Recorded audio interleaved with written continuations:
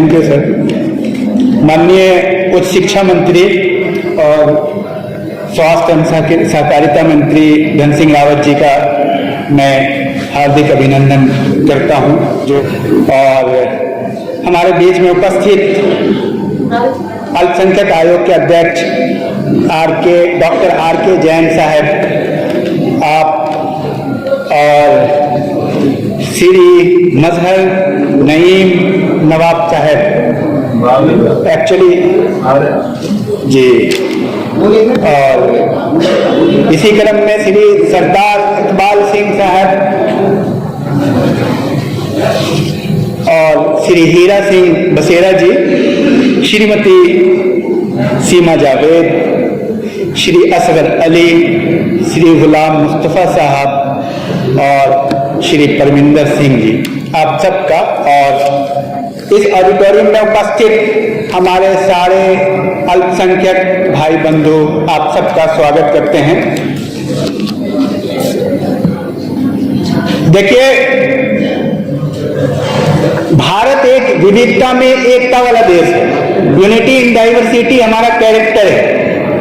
ये अल्पसंख्यक आयोग का इतिहास तो पिछले 30-40 सालों से है।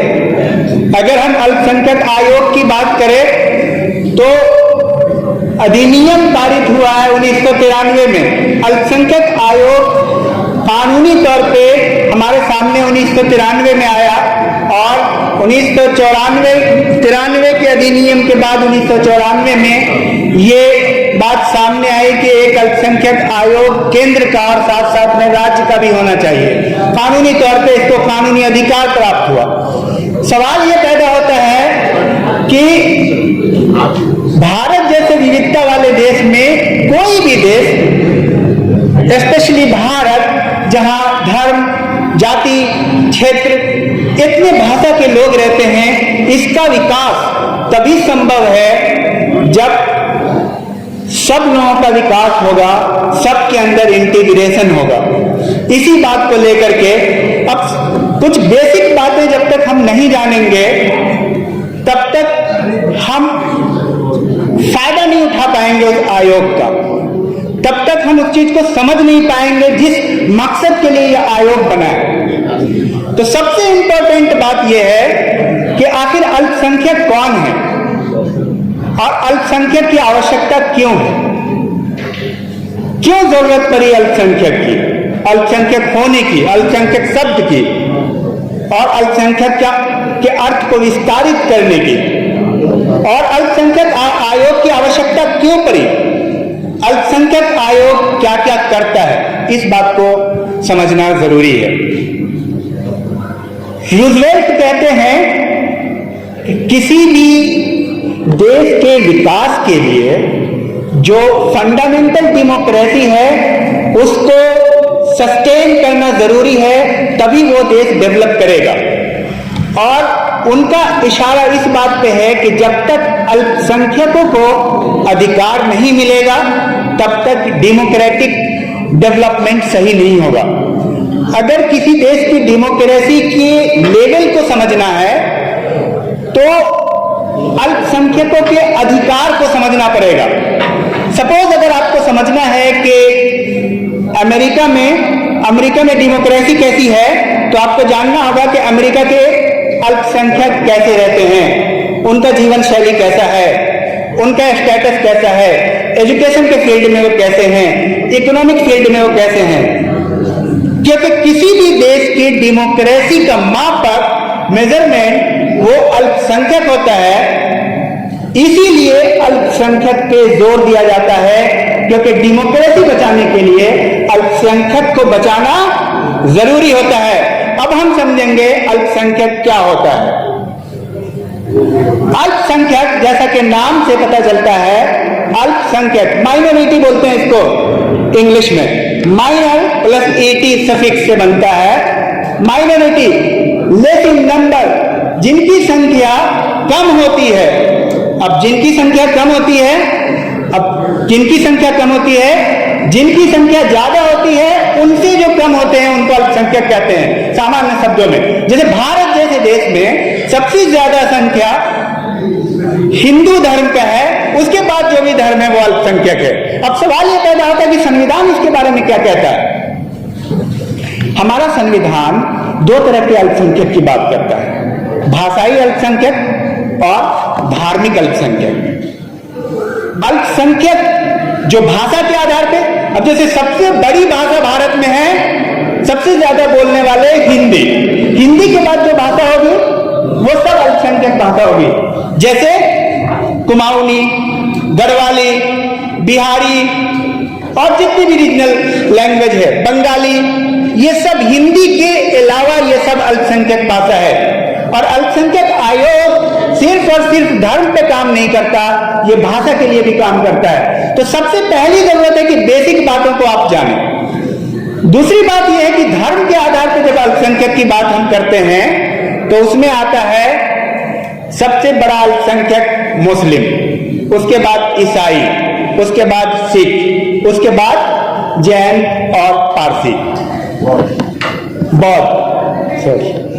तो अब सवाल ये पैदा होता है, एक केरल के केस में सुप्रीम कोर्ट का एक आदेश है कि आखिर अल्पसंख्यक को कैसे डिफाइन किया जाए।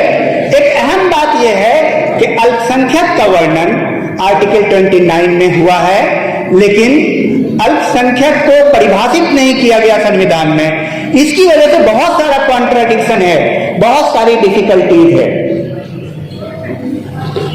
1957 के केरल एजुकेशन के केस में सुप्रीम कोर्ट ने कहा था कि जहां जिस धर्म की जनसंख्या या जिस भाषा की जनसंख्या 50% से कम है वो अल्पसंख्यक माना जाएगा। अब सवाल यह पैदा होता है कि 50% से कम कहां, पूरे भारत में या राज्य में या जिला में या तहसील में या ब्लॉक में। ये इस बात को स्पष्ट नहीं किया गया सुप्रीम कोर्ट के द्वारा, क्योंकि अल्पसंख्यक आयोग अल्पसंख्यक मंत्रालय से चलता है। सुप्रीम कोर्ट का कहना था कि ये परिभाषित करना आपका काम है, लेकिन सुप्रीम कोर्ट के प्रतीकात्मक अंदाज से ये बात समझ में आती है कि सुप्रीम कोर्ट का एक और जजमेंट आया पंजाब के केस में 1971 में। सुप्रीम कोर्ट ने कहा कि अल्पसंख्यक धर्म के मामले में अगर हम लेते हैं तो धर्म का कोई राज्य का बॉर्डर नहीं होता, धर्म किसी राज्य का नहीं होता है। भाषा किसी राज्य का होता है, क्योंकि भाषा के आधार पर राज्य का निर्माण हुआ है। आंध्र प्रदेश पहला राज्य है जो 1953 में तेलुगु भाषा के आधार पर आंध्र प्रदेश का निर्माण हुआ। पंजाब राज्य का निर्माण हुआ 1966 में पंजाबी भाषा को लेके, लेकिन धर्म के आधार पर किसी राज्य का निर्माण नहीं हुआ। तो धर्म का कोई राज नहीं होता है। इसलिए सुप्रीम कोर्ट का वहां पे आदेश था कि कोई भी अल्पसंख्यक का परिभाषा इस आधार पर जाना जा सकता है कि भारतवर्ष में वो अल्पसंख्यक है अथवा नहीं। अब चलिए हम अपनी बात को दूसरी तरफ लेकर के चलते हैं, जो आम तौर पे पूरी दुनिया में अल्पसंख्यक को लेकर के एक मुद्दा बना होता है। अल्पसंख्यक, पूरी दुनिया के अल्पसंख्यक दुनिया की जिस कंट्री में जाइए उनकी दो समस्या आमतौर पे होती है। पहली समस्या होती है पूर्वाग्रह और भेदभाव से संबंधित समस्या, प्रिजुडिस होता है और वो डिस्क्रिमिनेशन से सफर्ड होते हैं। उनको लगता है कि उनके साथ पूर्वाग्रह हुआ, वो कहीं के भी अल्पसंख्यक हों। क्या अच्छा ठीक है। तो देखिए, भेदभावपूर्ण और पूर्वाग्रह किस प्रकार से होता है इसको समझिए। जैसे सपोज किसी अल्पसंख्यक के बारे में किसी कंट्री में कोई अल्पसंख्यक कोई भी हो सकता है, कोई ईसाई, यहूदी, जैन, कोई भी हो सकता है, उसके बारे में कहिए बहुत गंदा आदमी है, और इस मापक को पूरे अल्पसंख्यक समुदाय पे इंपोज कर दिया कि ये अल्पसंख्यक पूरे गंदे ही होते हैं। किसी ने चोरी किया तो ये इल्जाम लगा दिया कि सारे चोरी होते हैं। इस तरह का ये सरवाइव करता है पूरी दुनिया में ये थ्योरी। ये आपके साथ ही नहीं हो रहा है, अगर हो रहा होगा तो ये पूरी दुनिया में ये थ्योरी कॉमन है, वैज्ञानिकों की राय है। पूर्वाग्रह से ग्रसित होते हैं मेजॉरिटी। दूसरा, भेदभावपूर्ण रवैया भी होता है, इसमें कोई डाउट नहीं है, ये चीजें हैं। और तीसरा, सामाजिक, आर्थिक और शैक्षणिक कारण। मैं थोड़ा इसको जल्दी में समाप्त करना चाह रहा हूं। चूंकि हमें इंस्ट्रक्शन मिला है, क्योंकि आप लोग से एक्चुअली ये 2 वे प्रोग्राम है, ये संगोष्ठी है, कुछ विचार भी होगी, आपसे प्रश्न लेंगे, बातचीत होंगी। तो चलिए हम इसके साथ साथ, देखिए एक सिक्के के 2 पहलू हैं, ये तो एक थ्योरी है और ये सच है, वैज्ञानिकों की राय है, लेकिन हमारा संविधान क्या कहता है? क्या हमारा संविधान भी ऐसा करता है? दुनिया के बहुत सारे देश में संविधान भी ऐसा ही कहता है, लेकिन हमारा संविधान क्या कहता है? हमारा संविधान की प्रस्तावना में एक नजर आपको बताता हूं। हम भारत के लोग भारत को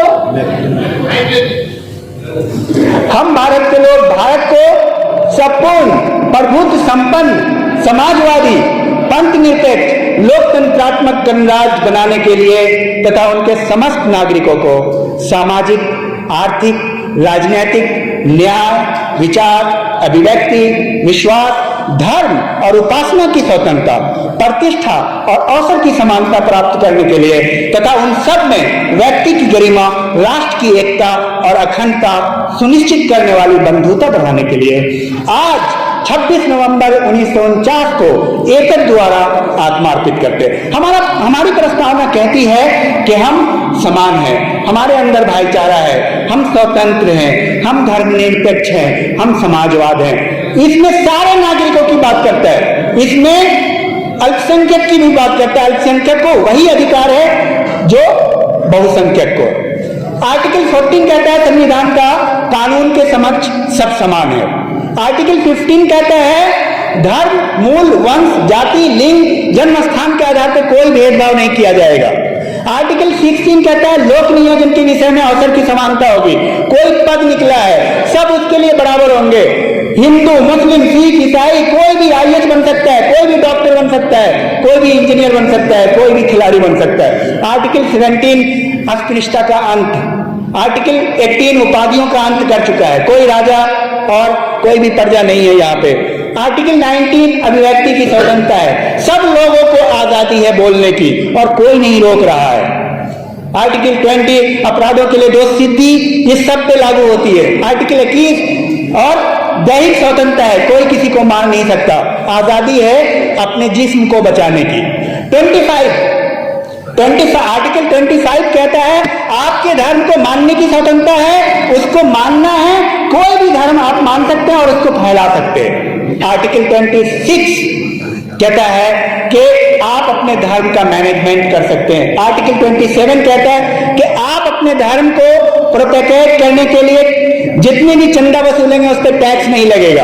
आर्टिकल 29 कहता है भाषा को, आप अपने भाषा को संरक्षण दे सकते हैं। आर्टिकल 28 कहता है कि आप किसी भी संस्था में एडमिशन लेने के लिए आजाद होंगे और सरकार आपके एडमिशन को किसी भी संस्था में रोक नहीं सकती, वो सरकारी इंस्टीट्यूशन में। आर्टिकल 30 आपको संस्था स्थापित करने के लिए अधिकार दिया है, उसके प्रशासन का अधिकार है। ये सारे अधिकार हैं। अब हमारे पास ये सब अधिकार हैं, दूसरी तरफ हम भेदभाव, अल्पसंख्यक आयोग भी हैं, हम इनकी बात को समझेंगे, अपनी बात को इनके पास लेकर के रखेंगे, इंटरेक्शन करेंगे। अभी उस शिक्षा मंत्री ने कहा कि आप हमसे इंटरेक्शन कीजिए। हमारे डॉक्टर RK जैन इस तरह का प्रोग्राम इन्होंने पहली बार शुरू किया है, ये एक बेहतरीन शुरुआत है। हमें कोई रोक नहीं रहा है, हमें मैकेनिज्म का पता होना चाहिए। दुनिया में मैं आपको ये बताऊं कि अमेरिका में अल्पसंख्यकों की हालत बहुत खराब थी, आज वैसी नहीं है। जब आप जागरूक नहीं होंगे तब आप शिकायत किससे करेंगे, आप बात किससे करेंगे? हम खुद जागरूक नहीं है। मैं कुछ उदाहरण यहां पे प्रस्तुत करना चाह रहा हूं। एक सिक्के के 2 पहलू हैं। या तो आप बोलते रहो कि मुझे अधिकार नहीं मिला है, नहीं मिला है, नहीं मिला है, और वहीं पे एक व्यक्ति डॉक्टर अब्दुल कलाम राष्ट्रपति बन जाता है। ये कैसे हो गया? एक सिक्के के 2 पहलू है। आप अभाव में हैं, आप संघर्ष करें। आप अभाव में हैं, आप संघर्ष करें, आप आगे निकलेंगे। इसी देश में अल्पसंख्यक समुदाय के, मैं आपको ये बताऊं कि मुस्लिम अल्पसंख्यक जो है शिक्षा में सबसे पीछे हैं। ईसाई बहुत आगे हैं, पारसी, जैन। ईसाइयों ने सबसे ज्यादा शिक्षा पे काम किया है, सामाजिक क्षेत्र पे काम किया है। अब आप ये बताइए किसी ने उनको रोका था? यहाँ नहीं रोका ना। देखिए, दूसरा इंपॉर्टेंट बात, बौद्ध, जैन, सिख ये सब मजबूत संगठित पैसे वाले लोग हैं अल्पसंख्यक में। अल्पसंख्यक में सबसे ज्यादा शिकायतें मुस्लिम को ही क्यों होती है, ये एक पहलू है, ये सिक्के का एक पहलू है। अवसर सबको समान मिला, संविधान ने सबको समान अवसर दिया, लेकिन फायदा उठाने की बात होती है, हम उस अवसर का कितना लाभ उठा पाते हैं। सिक्के के दूसरे पहलू की तरफ मुसलमान एक ऐसा अल्पसंख्यक है भारत में जिसका ऐतिहासिक पृष्ठभूमि और जिसकी गरीबी बिल्कुल दूसरे अल्पसंख्यक से अलग है, क्योंकि कोई भी राजनीतिक दल सिर्फ मुस्लिम को लेकर के पॉलिटिक्स कर सकता है। अगर वो जैन धर्म को लेकर पॉलिटिक्स करेगा तो उसकी पॉलिटिक्स नहीं चलेगी, अगर वो ईसाई धर्म को लेकर के पॉलिटिक्स करेगा तो उसकी पॉलिटिक्स नहीं चलेगी, अगर वो सिख धर्म को लेकर के पॉलिटिक्स करेगा तो उसकी पॉलिटिक्स ज्यादा दिन नहीं चलेगी। तो उसके पीछे एक रीजन ये भी है। लेकिन मैं ये जरूर कहना चाहूंगा, कुरान की एक आयत है, देखिए कुरान की पहली आयत है, इक़रा बिस्मि रब्बिकल्लज़ी खलक़। आप पढ़िए अल्लाह के नाम से, आप पढ़ाई कीजिए, आप कोशिश कीजिए, आप जैसे लोग डॉक्टर अब्दुल कलाम भी बनेंगे, सांसद में भी जाएंगे, आप कोशिश तो कीजिए, लेकिन हमने कोशिश ही नहीं करना है तो क्या होगा। कुरान की एक आयत है, जो कौम जब तक वो अपने लिए अपनी तकदीर के बदलने के लिए प्रयास नहीं करती है, अल्लाह ताला उसकी तकदीर को नहीं बदल सकते।